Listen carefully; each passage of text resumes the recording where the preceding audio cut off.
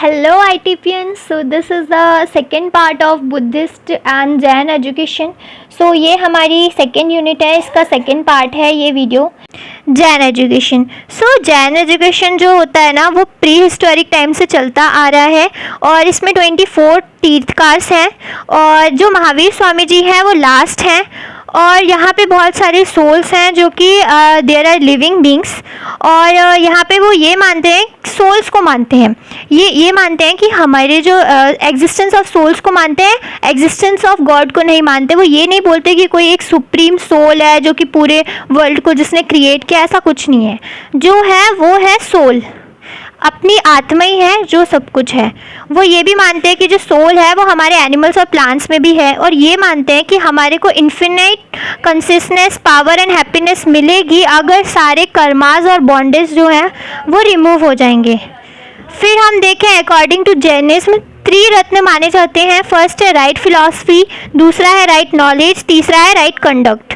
और 5 थिंग्स जो कि करना चाहिए लोगों को, पहली चीज़ मतलब नहीं करना चाहिए, 5 थिंग्स उन्होंने बताई थी राइट कंडक्ट में ये बताया गया था कि हमें झूठ नहीं बोलना चाहिए, चोरी नहीं करना चाहिए, हमें लग्जरी चीज़ें नहीं रखनी चाहिए, ठीक है. और फिर इसके बाद है नॉट टू बी अनचेस्ट, यानी कि अपवित्र नहीं रहना चाहिए. नॉट टू इंजर, यानी कि किसी को हमें चोट नहीं पहुंचानी चाहिए. और वो ये मानते हैं कि कोई भी सुपीरियर सोल नहीं है. इसके बाद 9 तत्व हैं. 9 तत्व में जीवा होती है, वो सोल और लिविंग बीइंग है. अजीवा जो है एक नॉन लिविंग सब्सटेंस है. और पुण्य जो कि हम अच्छा काम करते हैं उसका रिजल्ट, पाप जो कि हम बुरा काम करते हैं वो, और अश्रव जो है जो कि कर्मा की ग्रोथ होती है, उसे बोलते हैं इन्फ्लक्स ऑफ कर्मा. इन्फ्लक्स यानी कि ग्रोथ. इसके बाद बंध जो देखते हैं तो ये कर्मा का जो बॉन्डेज है, बंधन है. इसके बाद हम देखते हैं सांवर जो है उसका मतलब है कर्मा का जो राइजिंग हो रहा है वो रुक जाना. फिर निर्जरा जो है उसका मतलब है कर्मा को रिमूव कर देना.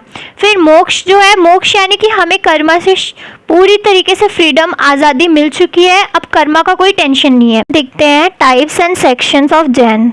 इधर 2 टाइप्स थे, श्वेतांबर्स एंड दिगंबर्स. श्वेतांबर्स जो थे वो हमेशा वाइट क्लोथ्स पहनते थे और वो कोई भी रूल को फॉलो नहीं करते थे और वो महावीर स्वामी जी को मैरिड मानते थे. और जो दिगंबर होते थे वो मानते थे कि जो मॉन्क्स होते हैं, मतलब दिगंबर वाले जो लोग थे वो कोई भी क्लोथ्स नहीं पहनते थे और वो जैनिज्म को स्ट्रिक्टली मानते थे, ठीक है, उनके रूल्स को फॉलो करते थे. और वो महावीर स्वामी जी को बाल ब्रह्मचारी मानते थे. इसके बाद अगर अपन और देखें तो गोल्स ऑफ जैन एजुकेशन था मोक्ष और पर्सनल ग्रोथ. मोक्ष यानी कि उनका मेन गोल था कि वो कर्मा से मुक्त हो जाए. जब वो कर्मा से मुक्त हो जाएंगे तब उन्हें मोक्ष मिल जाएगा.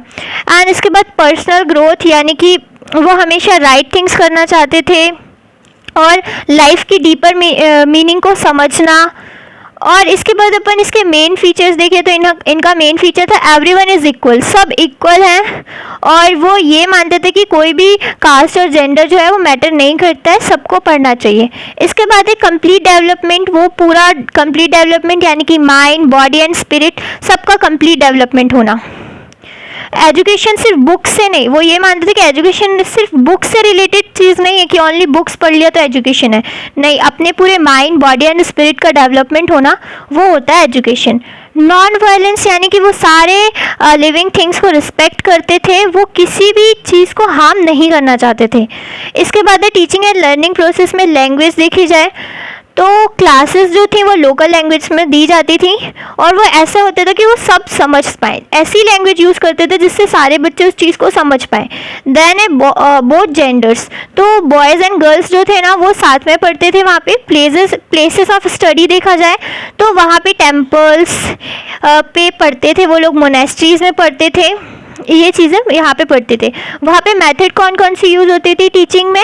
एक्सपेरिमेंटल मेथड यूज़ होती थी, यानी एक्सपेरिमेंट से बच्चों को पढ़ाते थे वो लोग.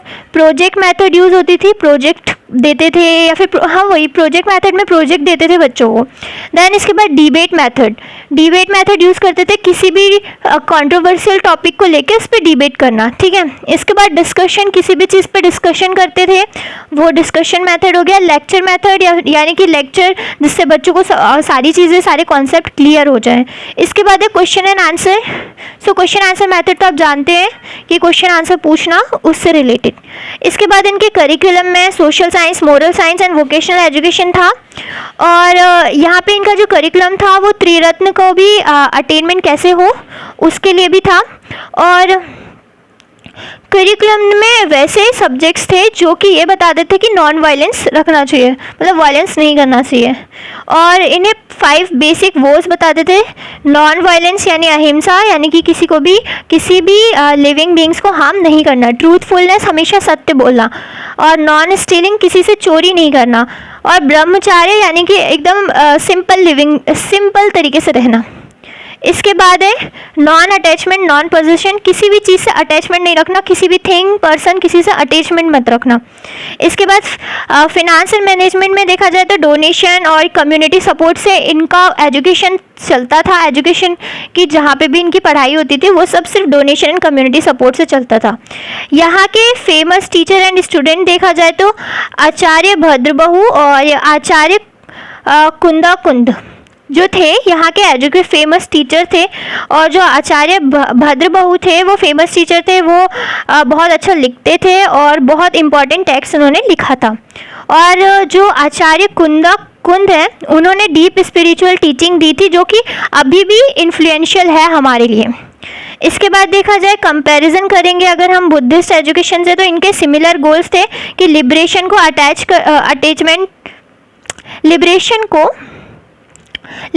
अटेनमेंट करना है, लिबरेशन चाहिए। और मोरल कैरेक्टर स्ट्रॉन्ग रखना है। और टीचिंग प्लेसेस भी ऐसी थी, मठ एंड विहारास थे, तो यहाँ पे भी वही है। नॉन वायलेंस जो है, नॉन वायलेंस एंड कंपैरिजन दोनों में यही बताया जाता था कि नॉन वायलेंस रखना है।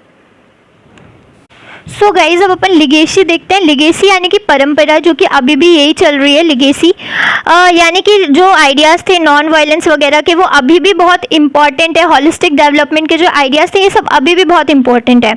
और मॉडर्न एजुकेशन में जैसे बॉयज़ एंड गर्ल्स को साथ में पढ़ाना, को एजुकेशन और स्टूडेंट सेंटर्ड लर्निंग, तो फेमस एजुकेशनल इंस्टीट्यूट ये दोनों के लिए थे। जैन के लिए भी, बुद्धिस्ट एजुकेशन के लिए भी यही फेमस एजुकेशनल इंस्टीट्यूट थे।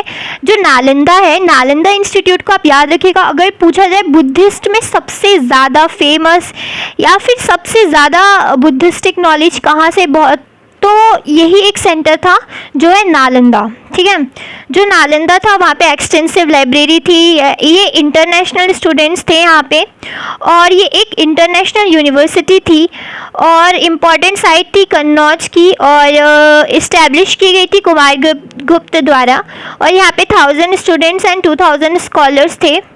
और एक चाइनीज़ ट्रैवलर थे जुआनजांग, उन्होंने इस चीज़ को डिटेल में समझाया था, स्ट्रक्चर ऑफ यूनिवर्सिटी।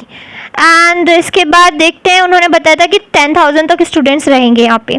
फिर ग्रेट नालंदा लाइब्रेरी देखते हैं, तो यहाँ पे बहुत सारी educational books, notes of scholars थे। और यहाँ पे धर्मगुंज था जिसको हम माउंटेन ऑफ ट्रूथ कहते हैं।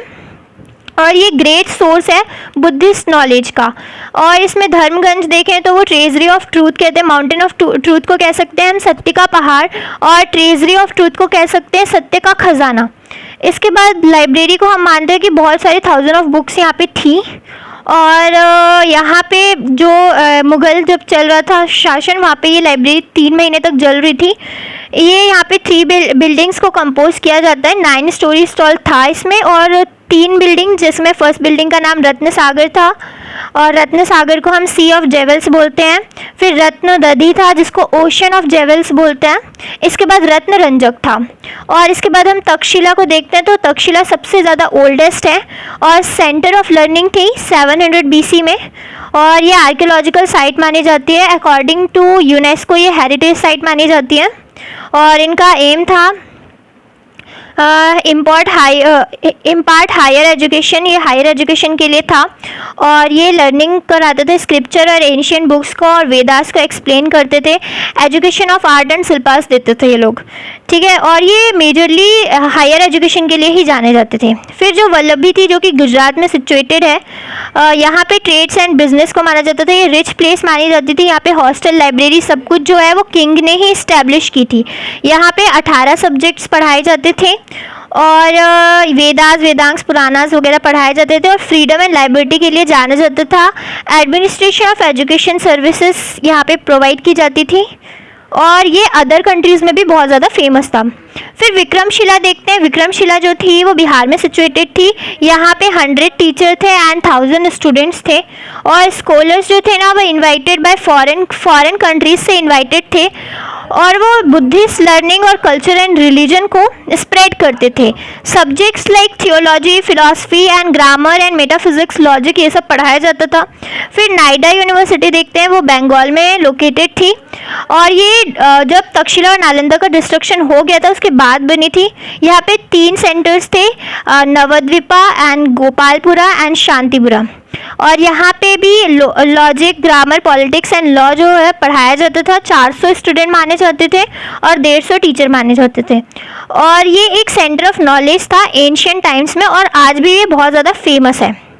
ये वैदिक, बुद्धिस्ट एंड जैन एजुकेशन, तीनों का मतलब इनमें से ये जो तीनों एजुकेशन है, एंशियंट इंडियन एजुकेशन है, इनमें क्या क्या ऐसा चीज़ें हैं जो कि अभी मॉडर्न लाइफ में हमारे बहुत ज़्यादा रिलेवेंट हैं। इससे ना हमेशा क्वेश्चन आता है, इस टॉपिक को आप बहुत अच्छे से पढ़ लीजिएगा। सबसे पहले वैदिक एजुकेशन में हमें बैलेंस ग्रोथ पता चले कि कैसे development of mind, body and spirit होता है। गुड वैल्यूज़ बताई गई। इंक्लूसिव मतलब सबके लिए ओपन रहना चाहिए, चाहे वो सोशल स्टेटस, जेंडर कुछ भी हो। इसके बाद बुद्धिस्ट एजुकेशन में हमें माइंडफुलनेस बताया गया, हमारे थॉट्स के लिए हमें अवेयर रहना चाहिए, हमारे एक्शंस के लिए हमें अवेयर रहना चाहिए और क्रिटिकल थिंकिंग बताई कि क्वेश्चंस को आस्क करना ये बहुत अच्छी चीज़ है, हमें डीपली किसी टॉपिक को अच्छे से पढ़ना चाहिए। इसके बाद कम्युनिटी सर्विस बताई, यानी कि हमें कम्युनिटी में वर्क करना चाहिए। अगर हम एक कम्युनिटी वर्क कर रहे हैं हमें दूसरे की हेल्प करनी चाहिए इस चीज़ को। इसके बाद जैन एजुकेशन, इसमें नॉन वायलेंस बताया गया कि हमें वायलेंस नहीं करना चाहिए। सिंपल लिविंग यानी कि एकदम सादा जीवन जीना चाहिए। इक्वालिटी रखना चाहिए बॉयज़ एंड गर्ल्स में, ठीक है।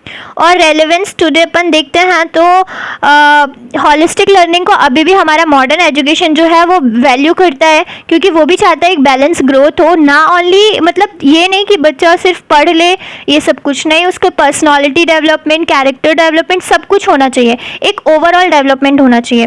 फिर एथिक्स एंड मॉरल देखा जाए तो उसको ये बताना चाहिए, गुड वैल्यूज़ बतानी चाहिए, उसको डिसीजन मेकिंग बताना चाहिए, कैसे उसे डिसीजन लेना है।